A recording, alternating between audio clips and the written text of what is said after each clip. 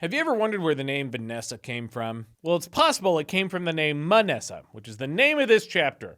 Manasseh and Ephraim. This is Genesis chapter 48, and I remember Ephraim being mentioned at some point, but I don't totally remember who he is. Maybe Manasseh's been mentioned already.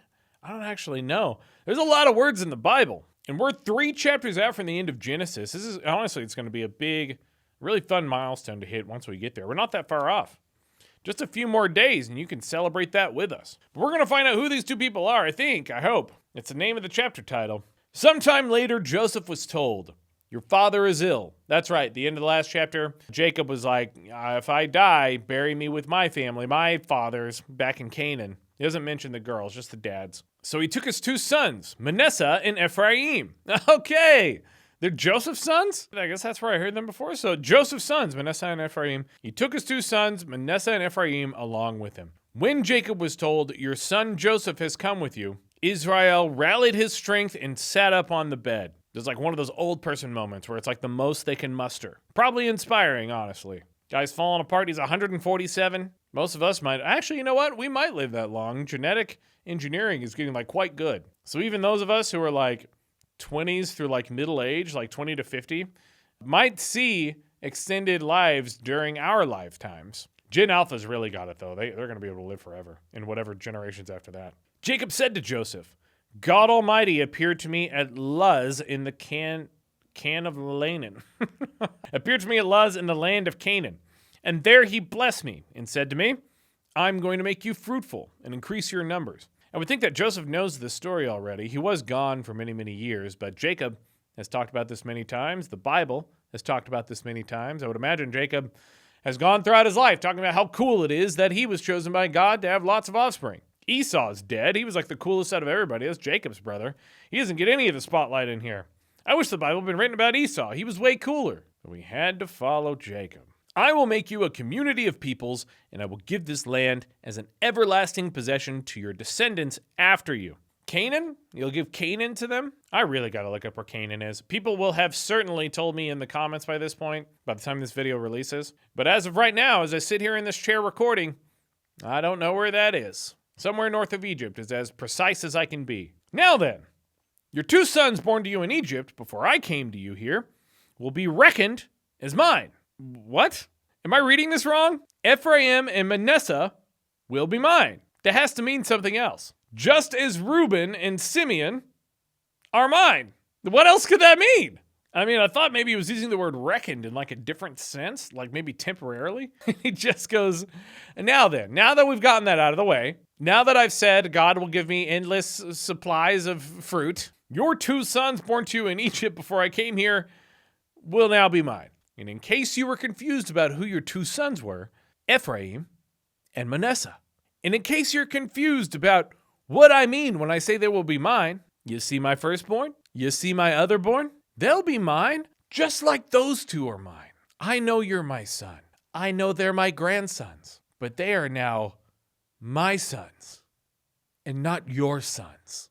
Jacob sucks. I'm just saying it now. It's been so many chapters. I've been like, yeah, this guy's horrible. He seems awful. I've tried to give him chance after chance. One of the worst characters in the Bible so far. Don't defend him in the comments. Don't come after him. "Oh, Jacob, he's my ancestor of all the people that helped spread Abraham's seed." I don't care. This is who needs to be canceled. It's characters like this. People talk about cancel culture being taken too far, which, first of all, it isn't. But if there's a type of person that type of thing should apply to, it's people like this. Taking sons from his sons.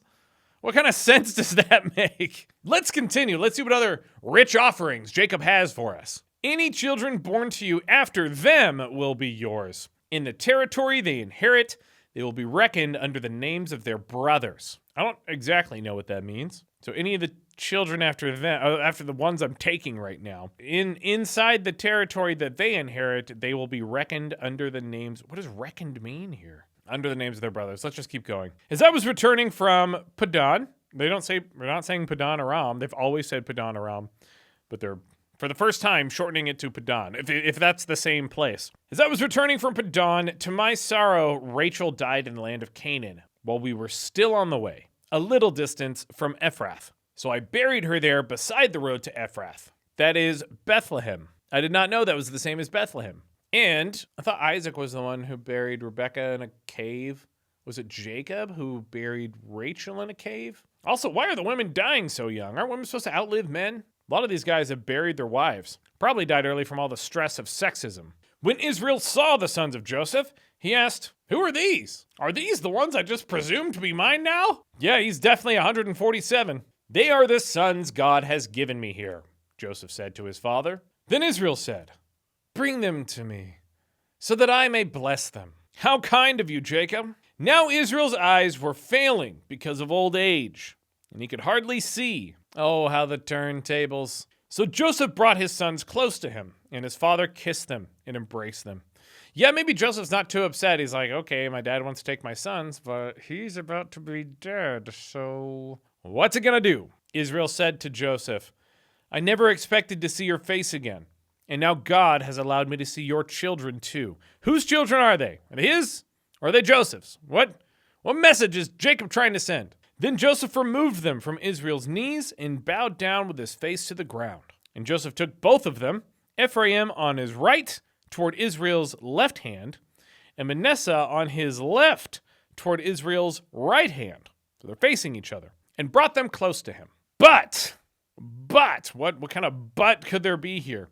Israel reached out his right hand to put it on Ephraim's head. Though he was the younger and crossing his arms, he put his left hand on Manasseh's head, even though Manasseh was the firstborn. I guess the implication of the way it's written is that he should be putting his right hand on the firstborn. Maybe because that's the dominant hand and they didn't recognize or appease or accommodate left-hand dominant people. These are just guesses. Then he blessed Joseph and said, "May the God before whom my fathers Abraham and Isaac walked faithfully, the God who has been my shepherd all my life to this day, the God who, for some reason, rewarded Jacob for all of his BS, the angel who has delivered me from all harm. May he bless these boys. May they be called by my name, in the names of my fathers Abraham and Isaac, and may they increase greatly on the earth." So the Bible just told us the whole blessing that it gave. Cool. Good blessing, Jacob. I mean, you apparently mixed up the two kids, but whatever. When Joseph saw his father placing his right hand on Ephraim's head, he was displeased. Okay, so they're not leaving that plot behind. I was hoping they wouldn't just bring that up and then not come back to it. I'm glad for the continuity here. So he took hold of his father's hand to move it from Ephraim's head to Manasseh's head. Joseph said to him, No, my father. This one is the firstborn.